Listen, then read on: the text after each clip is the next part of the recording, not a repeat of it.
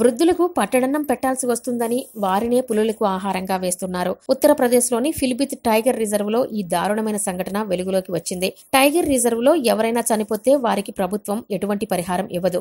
అయితే పులులు జనావాసాల్లోకి వచ్చి దాడి చేస్తే పరిహారం ఇస్తుంది.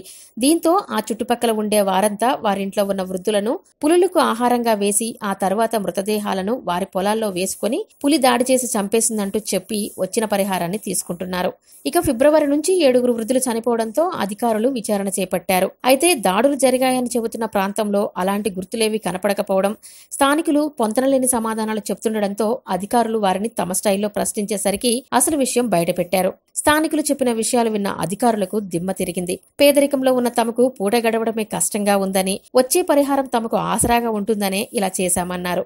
అయితే పులులకు ఆహారంగా వేసిన వృద్ధులు కూడా తమ ఆకలి బాధలు తీరకున్నా పులికన్నా ఆహారంగా మారితే వాటి ఆకలి తీరి తమ వారు ఇబ్బందుల నుండి బయటపడతారనే ఆలోచనతోనే వారు తమ కోసమే ఇలా చేసినట్లు చెప్పారు. దీనిపై లక్నో ప్రభుత్వం వెంటనే చర్యలు తీసుకోవాల్సిందిగా టైగర్ రిజర్వ్ అధికారులను ఆదేశించారు. ఈ వీడియో నచ్చితే షేర్ చేయండి. అలాగే లైవ్ టీవీ తెలుగును సబ్స్క్రైబ్ చేసి మరింత ప్రోత్సహిస్తారని ఆశిస్తున్నాం.